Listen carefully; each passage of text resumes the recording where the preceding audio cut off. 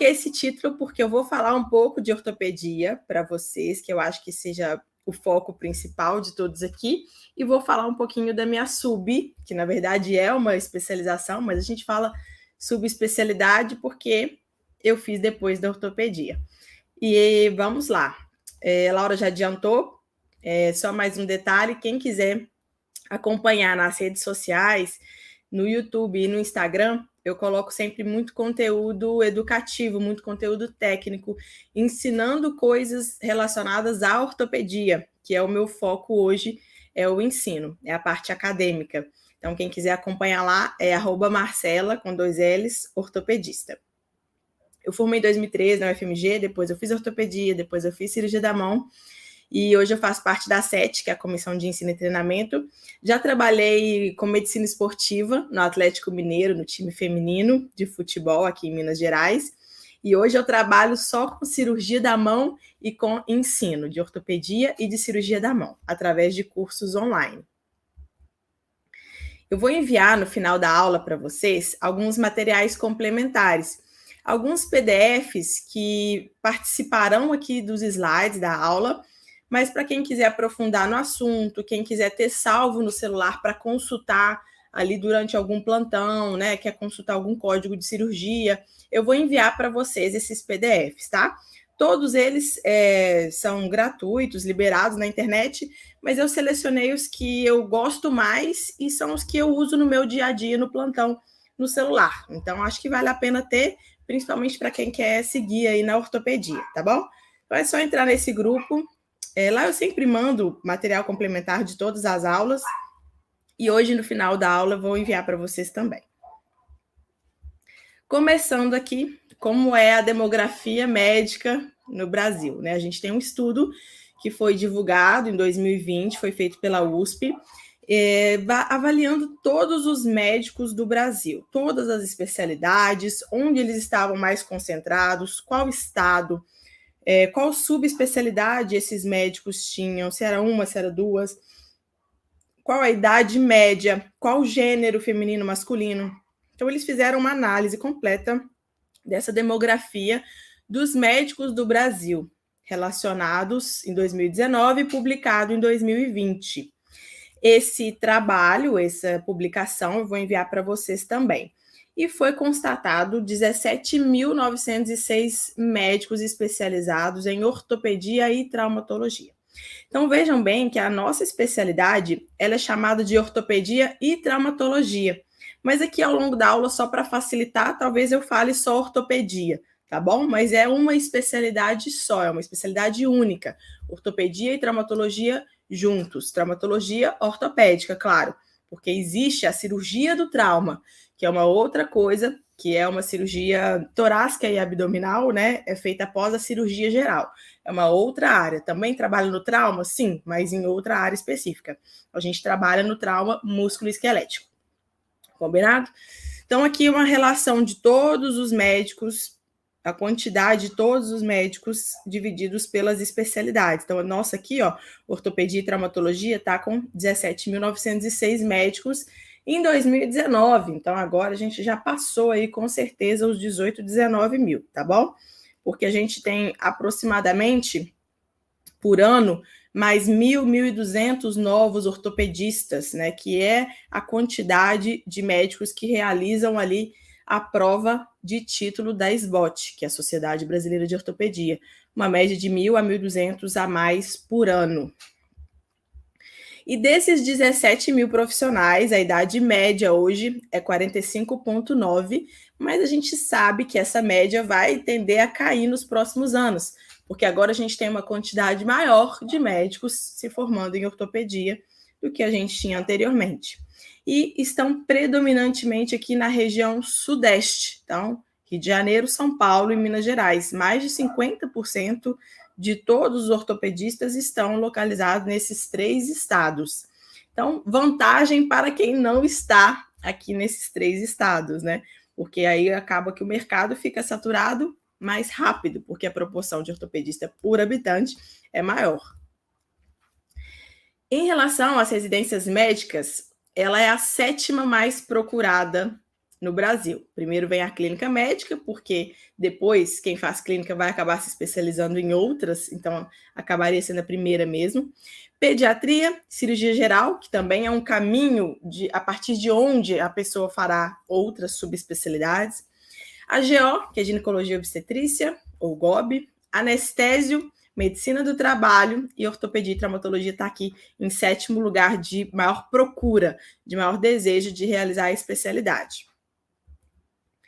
O programa de residência médica hoje de ortopedia dura 3 anos. Existem sim teorias, planejamentos para que a residência passe para 4 anos, mas isso já tem sido falado há alguns anos. Então eu já escuto isso já tem uns 4 anos e até hoje não mudou, né? Então, por enquanto, continua sendo os 3 anos de duração. R1, que é o residente do primeiro ano, R2, residente do segundo ano, e R3, que é o residente do terceiro ano. A residência de ortopedia ela é de acesso direto, então não tem que ter nenhuma outra residência. Você forma em medicina, você tem o seu diploma de medicina de uma faculdade reconhecida e você já pode prestar a prova de residência médica, não necessita ter feito outra residência antes. E segundo a demografia, esse estudo de demografia médica, o país tinha em 2019 3.183 residentes no geral, incluindo R1, R2 e R3.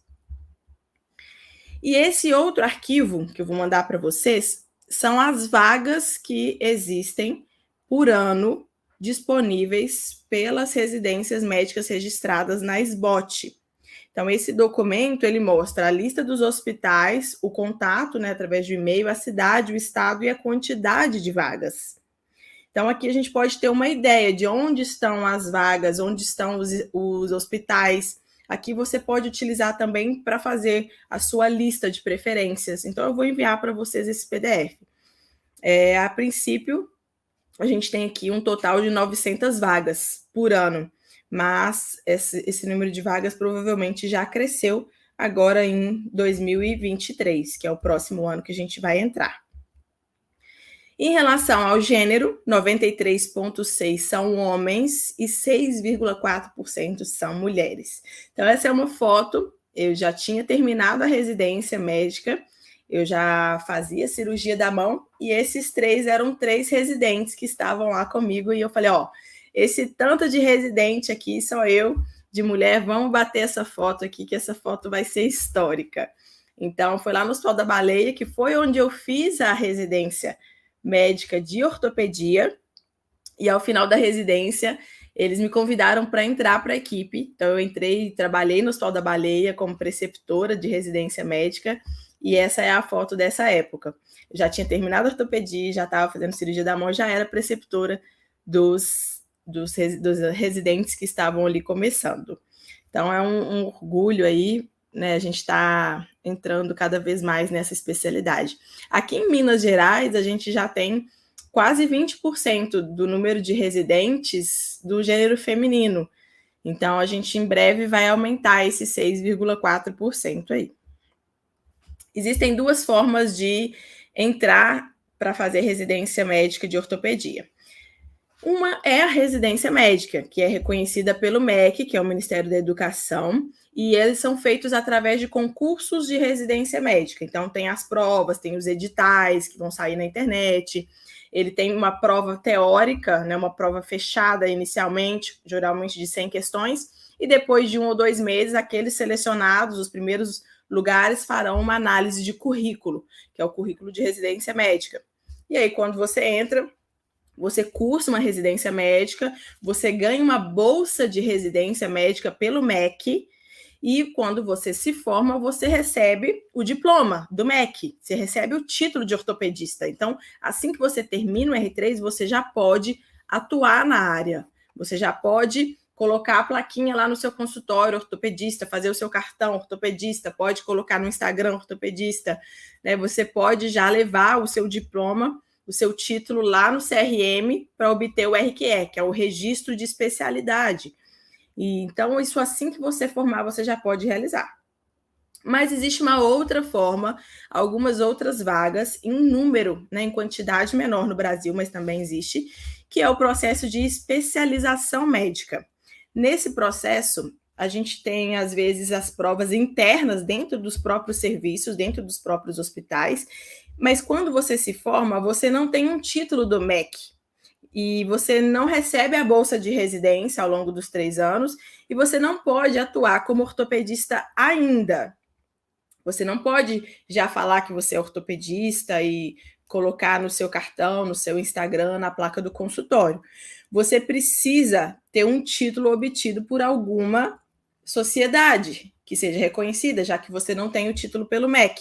Então, você vai obter esse título através da prova chamada TEOT, que é o título de especialidade de especialista em ortopedia e traumatologia, que é feito anualmente, geralmente em fevereiro ou março, pela SBOT.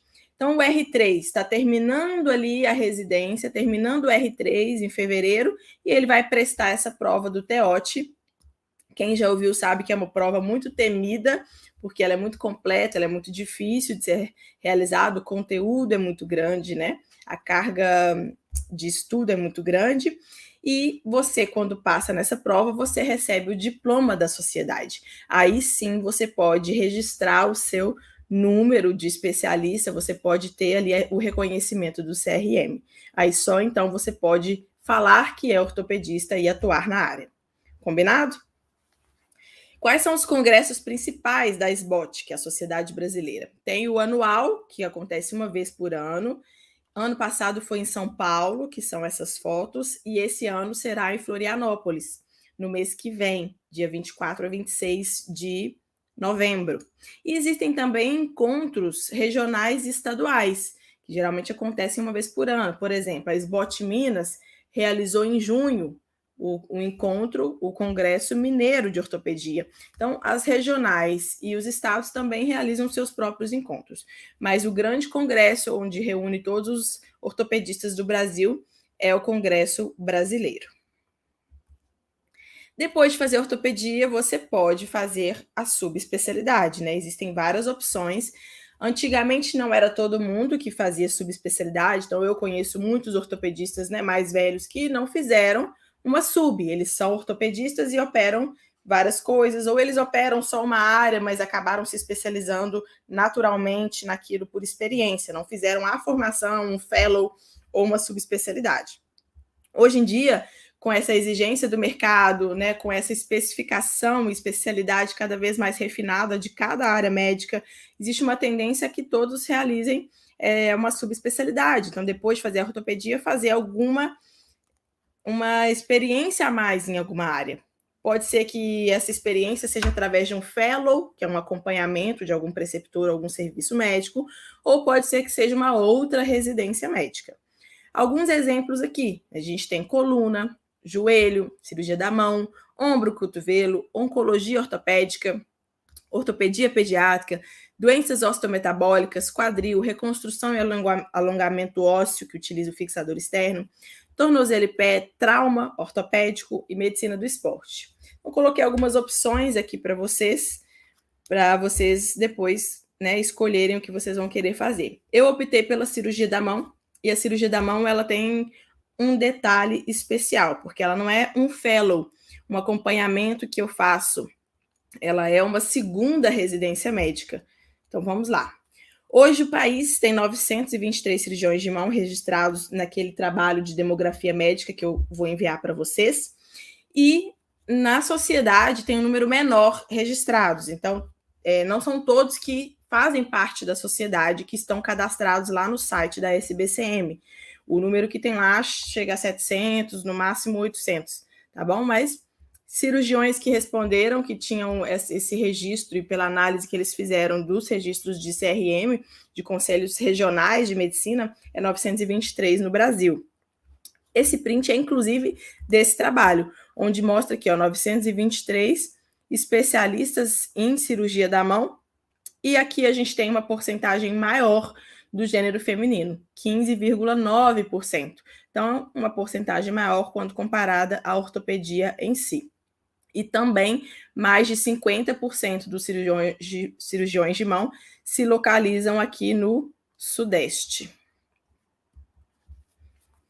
A cirurgia da mão, então, é uma especialidade médica reconhecida pelo CRM E para realizar a residência de cirurgia da mão, é preciso ter feito antes outras 2 opções de cirurgias, de especialidades, de residências médicas. Ou seja, ela é uma especialidade, ela é uma residência médica com pré-requisito. Ela não é entrada direta, igual a ortopedia, que você se forma e pode fazer. Aqui você tem que ter feito uma residência antes, ou de ortopedia e traumatologia, ou a residência de cirurgia plástica. Tendo feito uma das 2, você estará autorizado a prestar a prova de residência médica de cirurgia da mão. Então, você precisa do diploma de conclusão para prestar essa prova. Por isso que, se você já pensa em fazer cirurgia da mão lá na frente, o ideal é que você priorize fazer uma residência de ortopedia que seja residência médica, que seja reconhecida pelo MEC, porque isso facilitará a sua entrada para a sua segunda especialidade, para a sua segunda residência médica, que é a cirurgia da mão, que foi o que aconteceu comigo na época. Eu passei em 2 residências, mas uma era a especialização e outra era a residência médica, pelo MEC. Além da diferença da bolsa de residência, né, que para mim era muito importante na época, eu precisava dessa bolsa para me manter. Além dessa diferença, eu queria fazer cirurgia da mão depois. Então, eu tive que optar, sem dúvidas, pela residência médica MEC. E não pude fazer a especialização, mesmo que fosse ali um serviço já reconhecido, um serviço muito bom, com, né, grandes profissionais sendo formados ali. Não podia fazer porque era especialização, não tinha reconhecimento MEC e também porque não tinha bolsa de residência, né? Então, isso aconteceu comigo na época, então eu gosto de sempre falar isso para vocês. Eu trouxe aqui 10 procedimentos que são muito comuns de serem realizados, tanto no trauma, que é a parte da traumatologia, quanto a parte eletiva, que são procedimentos programados. São procedimentos muito comuns na cirurgia da mão, que eu realizo todo mês.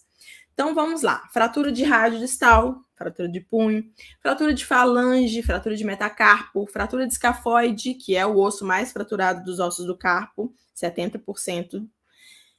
Luxação do punho, que na verdade a gente chama de luxação perissemilunar dorsal do carpo, mas como era um nome muito grande, eu resumi aqui para vocês em luxação do punho. Lesão do ligamento do polegar, que é lesão de Stenner, talvez alguns aí já tenham escutado falar.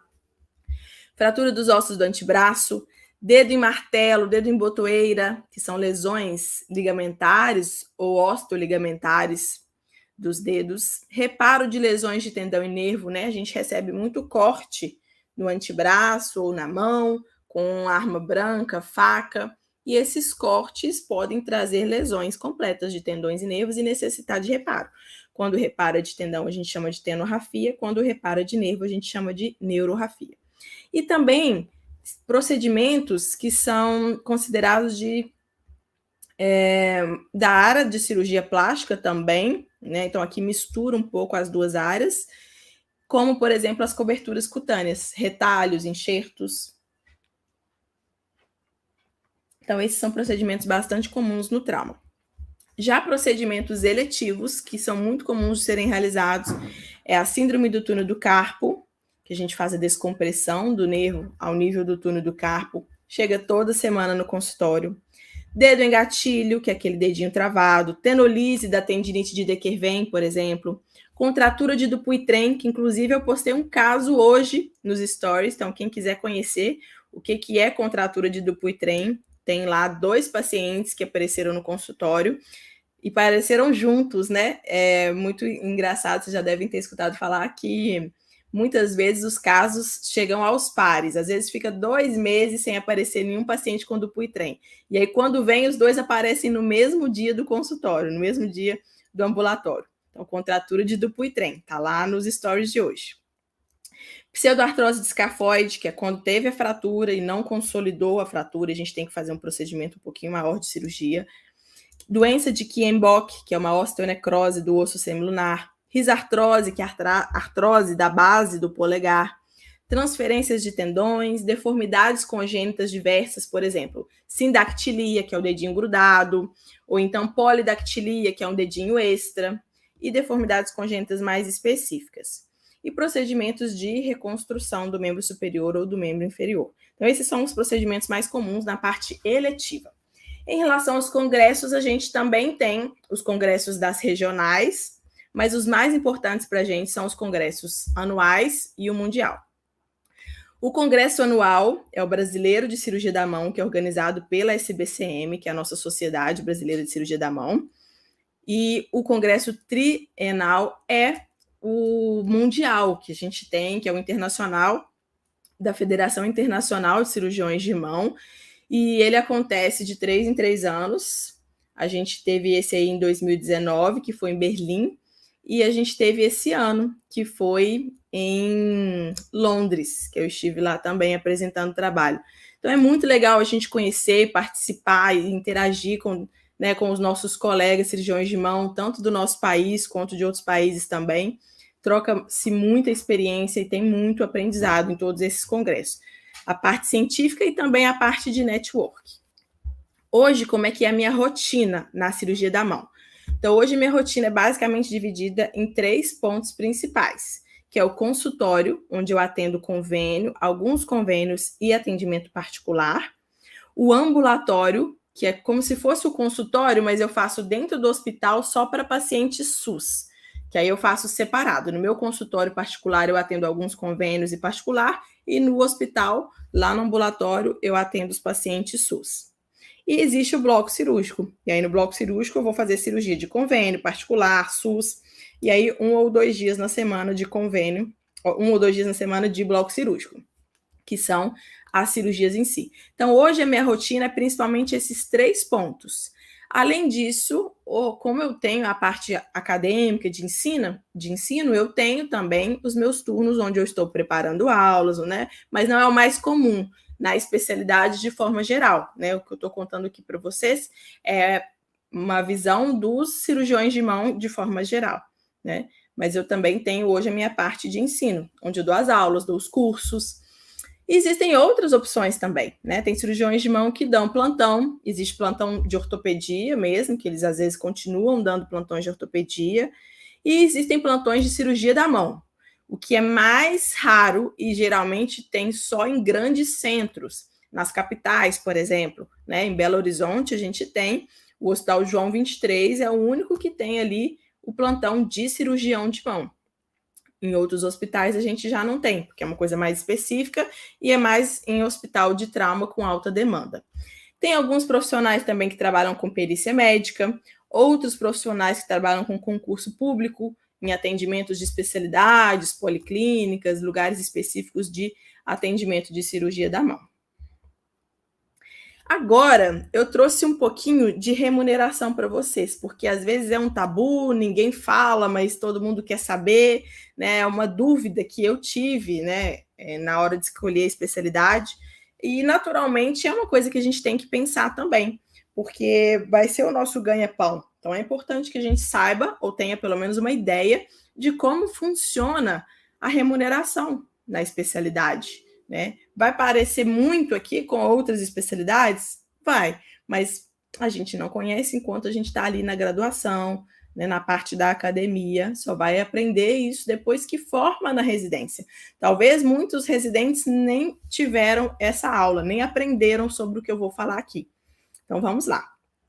Quais são as principais fontes de remuneração, as suas fontes de renda depois que você se formar ali? Você pode trabalhar no SUS, então você pode ter um contrato com uma prefeitura, você pode ter um plantão em um hospital SUS, você pode ter um ambulatório SUS em algum serviço de atendimento de especialidades. Então, existem várias formas de trabalhar dentro do SUS com ortopedia. E também cirurgias, claro. Você pode trabalhar com convênios, que são os planos de saúde. Então, você pode trabalhar em um grupo fechado de uma equipe de um hospital, que sejam esses novos grupos, né, de convênios de saúde. Ou você pode trabalhar dentro de um hospital independente, mas com atendimentos e cirurgias de um convênio, e você recebe sobre cada procedimento que você realiza.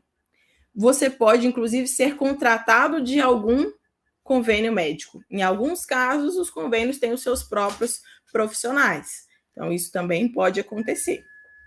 Ou você pode ter a sua remuneração pelas cirurgias e atendimentos particulares. Então, uma consulta no seu consultório, uma cirurgia que você agende, pode ser da fonte particular. E ainda existem algumas outras formas, né? Em algumas outras cidades e estados existem contratos especiais, existem cooperativas, existem outras formas de remuneração. Mas o principal é o 1, o 2 e o 3. A gente vai falar um pouquinho agora do 1, do 2 e do 3. No SUS, então, pode ser um contrato, pode ser um concurso público ou um concurso CLT, que segue as regras trabalhistas. Na minha época, por exemplo, quando eu estava no R1, eu passei em uma prova de concurso público para ser cirurgião de mão do Hospital Odilon Berens, em Belo Horizonte, Minas Gerais. E depois acabou que eu resolvi mudar de cidade, já tá. Quando eles me chamaram, né, que era 2, 3 anos depois, eu já não me interessava mais entrar para o concurso público. Não me interessava mais nem em relação à carreira, nem em relação à remuneração. Então, eu acabei abrindo mão da vaga, mas é uma opção. Você pode fazer, sim, provas de concurso público. Só não vai pensar que concurso público vai ser a sua aposentadoria, tá? Hoje em dia a gente não pode pensar assim mais. Mas existe essa opção. Existem concursos CLT? Existem. Eu trabalhei, inclusive, no Hospital Risoleta Tolentino Neves, em Belo Horizonte. Trabalhei lá 2 anos. E lá era por essa. Eu fiz um concurso para entrar, mas tinha as regras CLT. Então, eu tinha um salário mensal de R$ 4.000. Eu ia lá uma vez por semana passar a visita nos pacientes internados. Era muito bom. Eu gostava bastante desse trabalho. E aí, eu resolvi sair quando eu me mudei de cidade. Eu e meu marido mudamos de cidade. E pode também dar plantão no SUS. Você pode dar plantão na UPA, por exemplo. Você pode dar plantão nas unidades de pronto atendimento, ganhando ali, em média, R$ 1.000 bruto por 12 horas. Tem lugar que vai pagar um pouco mais, tem lugar que vai pagar um pouco menos. Mas eu fiz uma análise aqui de alguns lugares que eu já trabalhei, alguns colegas também, uma média aí de R$ 1.000 bruto por 12 horas. Eu trabalhei na UPA Leste, em Belo Horizonte, e lá eu ganhava R$ 750 líquido, que caía na minha conta, por plantão de 12 horas. Então, era um valor de quase R$ 3.000 por mês. Era uma coisa assim, tá bom? Você pode também trabalhar em ambulatório de consultas, policlínicas, SEM, que é Centro de Especialidades Médicas. Você pode dar plantão em hospital SUS. E aí, esse hospital SUS ele pode ser com porta aberta ou sem porta aberta. O que significa isso? Com ou sem cirurgias de urgência, né? Que tem aquele pronto atendimento, que tem o pronto-socorro. Então, o hospital que tem pronto-socorro e pronto atendimento, geralmente ele vai ter um bloco cirúrgico funcionando com as cirurgias de urgência que precisar. Por exemplo, fratura exposta. Então, esses são os hospitais de porta aberta. E existem hospitais sem porta aberta, que são os hospitais que funcionam só com cirurgias eletivas e programadas. Então, nenhum paciente vai chegar ali por demanda livre e espontânea. Ele primeiro tem que ir para a UPA, unidade de pronto atendimento, ou para um outro hospital, para depois ser encaminhado para esse plantão, para esse hospital. Então, existem essas opções. Existem plantões também só de bloco cirúrgico. Lá no Risoleta, depois de fazer esse plantão, que era de olhar os pacientes internados, eu entrei para a equipe de cirurgia da mão. Então, eu tinha um dia lá que era bloco cirúrgico só de SUS, só de cirurgia da mão. Então, era bem legal também. Eu ia para lá passar o dia operando casos de cirurgia da mão SUS, tá bom? Existe também plantão de enfermaria, que é esse horizontal que eu fazia, que era passar visita. E existem as cirurgias que você pode fazer pelo SUS. Nesse caso, as cirurgias, elas vão seguir uma regra de pagamento. Existe uma tabela do SUS. Existe uma tabela que todos procedimento cirúrgico pelo Sistema Único de Saúde vai se relacionar, vai ter uma referência nessa tabela. Mas, alguns lugares, para incentivar os médicos ou por falta de profissional e para ter, né, atrair interesse de médicos trabalharem ali, eles melhoram essa remuneração. Por exemplo, a tabela SUS mais 20%, ou a tabela SUS 2 vezes, ou a tabela SUS 3 vezes, que seria 3 vezes o valor que está na tabela, porque essa tabela está desatualizada, o valor é muito baixo, então acaba que muitos profissionais não querem trabalhar dessa forma. E aí a gente tem esses ajustes, né? Essas bonificações. Como conferir, como saber quanto paga cada cirurgia? Então, Existem os sites onde a gente pode olhar isso, e o site oficial é o do Ministério da Saúde, chama DataSUS SIGTAP, que é o Sistema de Gerenciamento de Tabela de Procedimentos. Então, aqui a gente pode vir aqui em procedimento, do lado esquerdo, e escrever ou o código ou o nome da cirurgia que a gente quer pesquisar, e vai aparecer o nome da cirurgia, quantas diárias geralmente, qual o valor que o hospital recebe por aquela cirurgia, né, que ele recebe do sistema de saúde, qual o valor que os profissionais médicos recebem. E nesse caso, o valor que os profissionais médicos recebem inclui o anestesista, o cirurgião principal e o cirurgião auxiliar. Então, o valor que está ali, que a gente vai ver, que já é baixo, ainda tem que ser dividido por esses três. Claro que o cirurgião principal é o que ganha mais, é o que ganha a maior fatia do bolo, mas é um valor pequeno, vocês vão ver aqui. Por exemplo, eu digitei aqui fratura de falange. Então, ó, fratura de falange com fixação.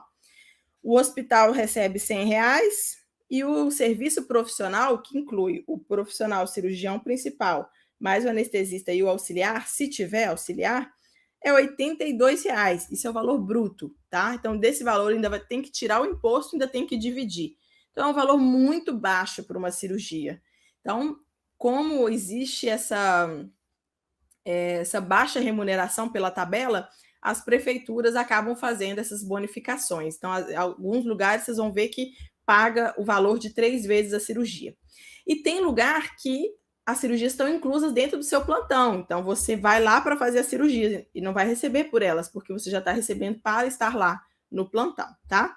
Aqui um outro exemplo, que seria a tenorrafia, né? Que seria a sutura de um tendão. R$156 para a equipe profissional. Revisão ou prótese, artroplastia, que é prótese de quadril.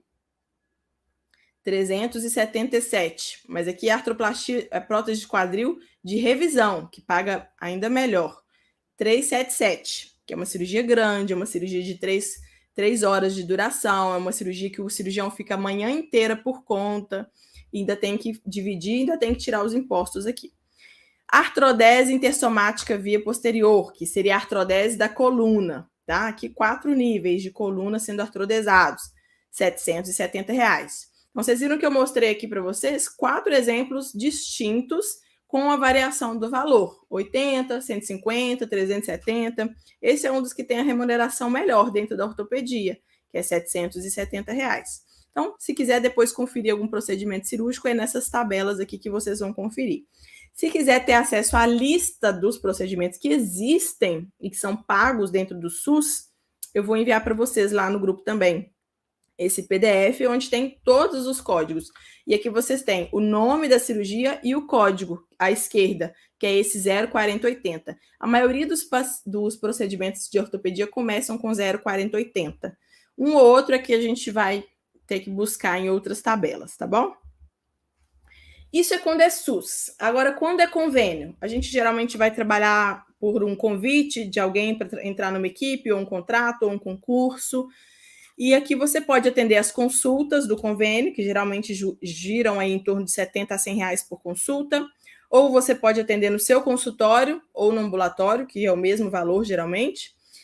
Às vezes tem uma variação pequena quando é pronto-socorro. Você pode fazer as cirurgias pelo convênio, e aí tem cirurgia de 300, tem cirurgia de 500, tem cirurgia de 900, tem cirurgia de 2.000, né? Então eu pus um asterisco porque vai variar muito, e no próximo slide eu vou falar sobre essas cirurgias.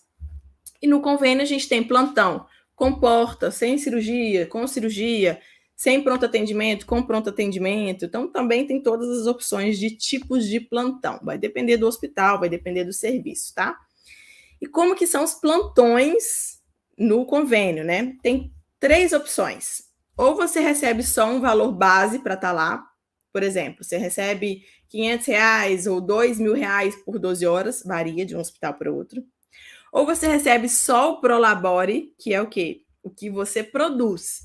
Por exemplo, eu vou para lá de graça, mas toda cirurgia que eu atender, toda cirurgia que eu fizer ou toda consulta que eu atender, eu vou ganhar por ela. Por exemplo, eu atendi 10 consultas de Unimed, cada uma paga R$100, eu vou ganhar R$1.000 naquele dia. Eu atendi 3 consultas Unimed, cada uma paga R$100, eu vou ganhar R$300. Ou então eu fiz 3 consultas, R$ 300, mais uma cirurgia de 400. Então eu vou ganhar R$ 700 naquele plantão. Então, isso chama prolabore, você recebe pelo que você produz. E tem lugar também que tem as duas coisas. Você tem o valor piso, que é o valor base, para você estar lá, como se fosse uma segurança, né? Um valor mínimo que você vai estar lá à disposição para atender os pacientes que chegarem, mais o que você produzir, mais o prolabore. E o convênio, ele respeita uma tabela diferente. Não é a tabela SIGTAP, não é a tabela do SUS. Ele tem uma tabela própria, que é uma terminologia unificada da saúde complementar, ou TIS, que é a troca de informação em saúde suplementar, que padroniza todos os códigos de convênios, tá? E a nossa tabela é chamada CBHPM, que é a Classificação Brasileira Hierarquizada de Procedimentos Médicos. E essa tabela, ela é variável de convênio para convênio. Ela tem um padrão de nomenclatura, ela tem um padrão de hierarquia no sentido de procedimento do porte 1, porte 2, porte 3, porte 4, né? E assim, por aí vai, mas os valores variam de convênio para convênio. Essa é a tabela mais fácil para ter uma ideia de valores. A tabela do Bradesco, eu vou mandar para vocês também, porque ela é uma das únicas que fala para gente o código, o grupo, o procedimento, o porte, que é o tamanho, e o valor. Então, era uma das que eu achei melhores para a gente ter uma ideia, uma noção de procedimentos. Até na hora de escolher uma cirurgia, se você vai colocar um procedimento X ou Y, que às vezes os dois se parecem muito, como que você vai decidir? Você olha aqui nessa tabela. Então, essa tabela eu acesso ela praticamente toda semana para conferir isso e para ter uma direção na hora de escolher o procedimento cirúrgico que eu vou colocar lá na folha de sala da cirurgia do paciente, tá? Então, eu vou mandar para vocês. E quando é particular? Aí, particular, você vai decidir, você vai colocar o seu preço, você vai fazer uma pesquisa de mercado, né? Dependendo da cidade, a sua consulta vai variar de R$ 200 a R$ 700. Tem paciente hoje tem médico hoje que tem uma procura grande e aí são mais especializados, tem consulta de R$ 1.000, consulta de R$ 2.000. Você vai fazer uma pesquisa de mercado, você vai colocar o seu valor, você vai ver quanto que você gasta por mês para manter o seu consultório particular para definir o seu preço. E existem consultas particulares dentro do hospital também, aí depende do valor que o hospital cobra, que geralmente é padronizado. Aqui em Divinópolis, por exemplo, que é a cidade onde eu estou morando hoje, é R$ 350 dentro do hospital. E as cirurgias? As cirurgias você vai colocar o seu preço também. Tem cirurgia de R$ 1.000, tem cirurgia de 2.000, tem cirurgia de 3.000, tem cirurgia de 8.000, tem cirurgia de 20.000, tem cirurgia de 100.000. Então, isso vai variar muito, né, da sua experiência, do seu reconhecimento na área e do seu avanço ali na sua carreira. Outras formas de ganhar dinheiro: medicina do trabalho, clubes ou associações esportivas, medicina legal, perícias médicas, contratos, cooperativas. Então, tem outras formas, né, de ganhar dinheiro. O residente hoje ganha uma bolsa da residência médica de R$ 4.000, bruto, cai na sua conta aproximadamente R$ 3.900 todo mês. E qual é o salário médio hoje dos ortopedistas quando eles se formam? O salário médio ali no primeiro ano é de R$ 13.000, e para quem faz cirurgia tem um ganho a mais por essas cirurgias que produz, né, geralmente convênio particular, e aí chega a 18.000 ali no primeiro ano. E depois isso vai ascendendo. Nos Estados Unidos, ortopedia é uma das especialidades que melhor remunera, são os cirurgiões que ganham mais aqui nos Estados Unidos. E no Brasil, é geralmente o terceiro, quando eles fazem uma classificação de remuneração. Geralmente o cirurgião plástico e o neurocirurgião está em primeiro lugar, e o ortopedista geralmente está em segundo ou terceiro lugar em relação à remuneração, os maiores salários na área médica. E aqui vai ser mais ou menos o que vocês vão seguir na sua carreira. Vocês vão ver que nos primeiros 3 anos, 4 anos, 5 anos, ascende muito, e depois você continua aumentando, porque você vai aumentar o valor da sua consulta, o valor da sua cirurgia, e não necessariamente a quantidade de trabalho, porque você com os anos vai querer trabalhar menos, então vai querer trabalhar com mais qualidade, então vai querer ganhar mais por aquilo que você faz. Pois então, gente, faça uma residência bem feita. A residência é ali o seu cartão cartão de visita, é o seu currículo para o seu mercado de trabalho. As oportunidades, as portas vão se abrir de acordo com aquilo que você construiu durante os seus 3 anos de residência médica. E para esse profissional de excelência, vai ter lugar, vai ter espaço, mesmo com o mercado saturado, para quem é bom de serviço, vai ter espaço. Ainda é uma especialidade muito bem remunerada, vocês viram que principalmente comparada com as outras, e correr atrás de se destacar desde o começo, tá bom? Boa sorte para vocês. Aqui o código do QR Code novamente para quem quiser receber esses PDFs, esses materiais.